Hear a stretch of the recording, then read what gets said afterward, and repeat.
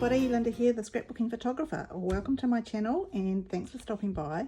Today is the second video in the 3 pages, 3 prompts series run through Ginger's Corner.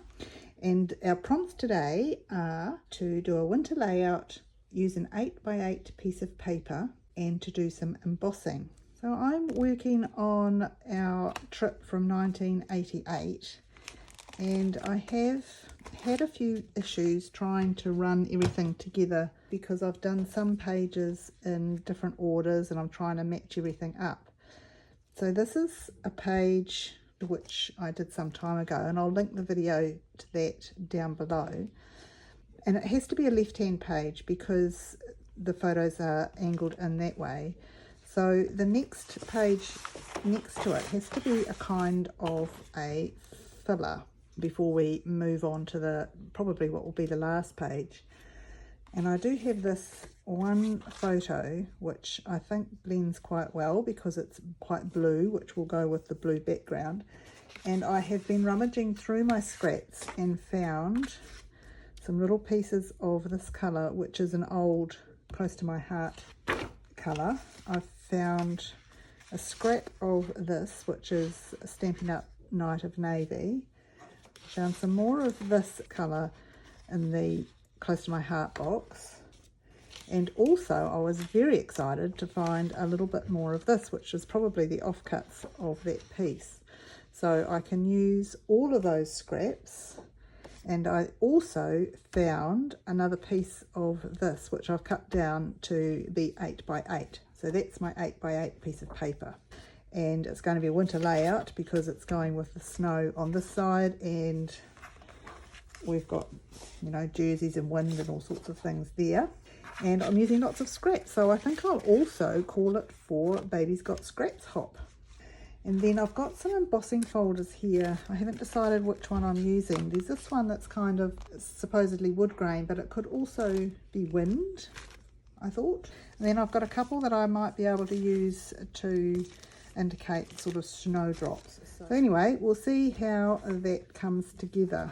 And it's just a matter of playing because nothing quite fits when you're working with scraps. So I haven't got a piece that is big enough to mount the photo on its own. So I'm going to be a little bit creative with that and do a kind of an overlapping type thing. And I just need to bring some of these colours over into here to kind of make it blend and look like a companion page that's supposed to be there. So I think I'll start by getting some stuff around the photo. So I'll pop the other page out of the way for now and start with embossing. I think at first this blue one, but the wood grain doesn't really work because it's got the lines in it and it's actually a bit too wide for any of the other embossing folders. So in the end I finally twigged that I could perhaps emboss the browner piece or the lighter coloured piece that goes between the photo and the blue, because it needs to go the whole way, I believe, the embossing when I do it. So there we go, pennies dropped, there we go. I'll put that brown piece in there. I think it's the old toffee piece.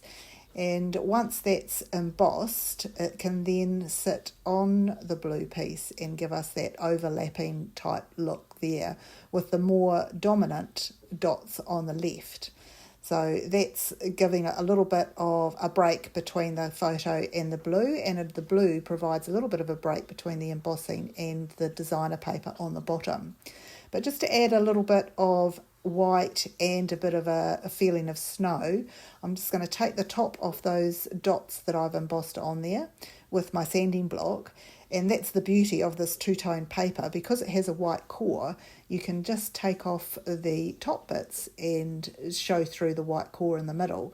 So I think that is a bit more of a nod to the snow winter type layout, and you get all these bits of fluff that I can just rush onto the floor and clean up later.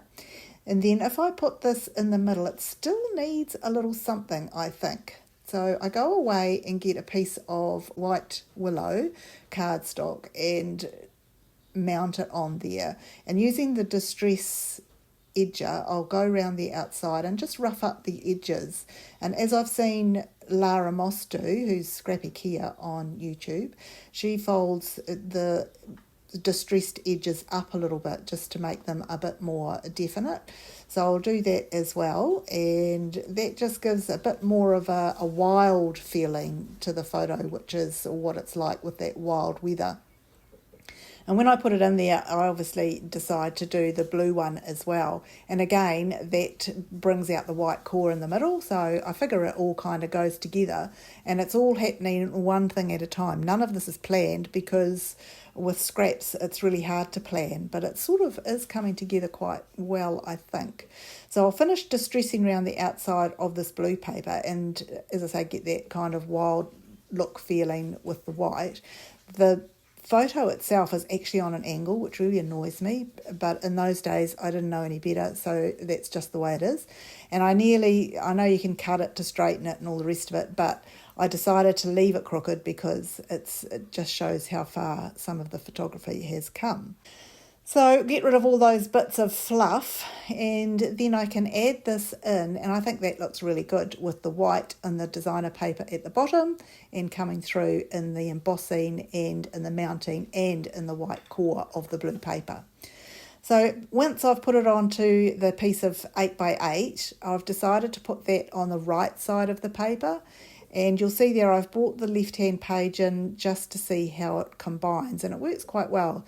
So I've trimmed that extra piece of blue down to 8 inches wide so that it continues that overlapping type look.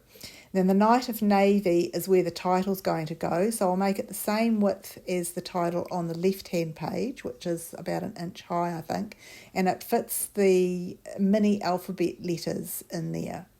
And having trimmed these before on the white willow, for some reason it doesn't cut properly. So I've put 2 pieces in there, which makes it a little bit tough to wind through the emboss and cut machine, but it's worth it because when I come to take the letters away, they come out really easily off the top sheet, and I've even got some from the bottom sheet. So I'll take out the ones for the title, and I'm going to call it the Wld West. And I see there that the W hasn't quite come in properly. So what I actually do is get 2 M's out and turn them upside down. So using the silicone sheet, I can put my double-sided tape on, and I'll just line them up in the same vein that we had on the left-hand page. And then I can just rub any excess glue off, and it works really well. So I like doing it this way better than using glue, because it means I can kind of fiddle with them and manipulate them a little bit as well. And I don't get that invisible kind of look to it when the glue dries around the outside. So then I can trim them off to make the title like that, the Wld West, that you can see there, and it will sit up the top like that. And then I realised that I need some more of this toffee colour to go on each side of the title, or one side of the title I end up with, and that just brings a little bit more in from the left hand side as well, and it was too wide at first, so I trimmed it down.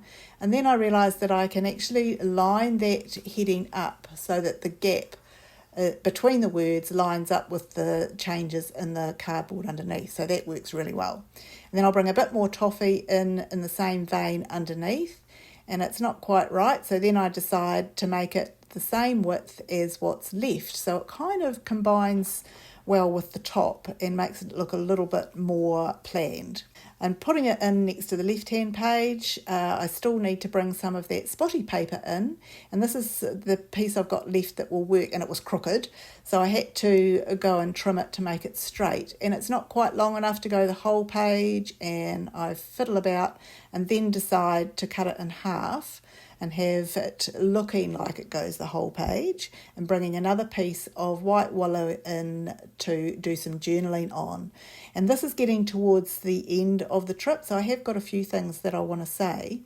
And just to link it up with the other piece of white willow on the page, I'll distress the edge and fold around the side to bring it up like that. And because that takes a little bit of space, when I put it back onto the page with that spotty paper coming out of the top and the bottom, I feel it's just a little bit too narrow. So rather than redoing the white willow, I'll take a 1/4 inch off each of the spotty bits, and that makes it look a little bit more balanced, I think. So then I've cut some snowflakes out of the Night of Navy. So that's the same colour as I used for them on the left-hand page, and it also blends in with the title and makes them contrast a little bit with the lighter blue in the mounting and underneath. And I've got about 7 of them, so they just scatter around unevenly. And then I've also got these red dots on the left-hand page that I need to bring in to coordinate. And thankfully, I have got 2 of the dots left. I probably saved them knowing that I would need something on this page to coordinate with them. And I've also got 1 heart that I can just spot down at the bottom of that photo. So that gives us 3 little pops of red on that page.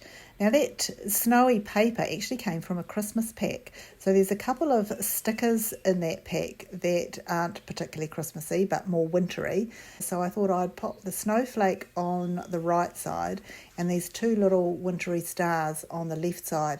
And that just links those 2 pages together with 3 of those similar coloured items as well. So that is my layout all finished. We've used the 8x8 piece of designer paper. We've done some embossing and it is a winter layout. I've also used loads of scraps for Baby's Got Scraps. Thank you so much for watching and happy crafting!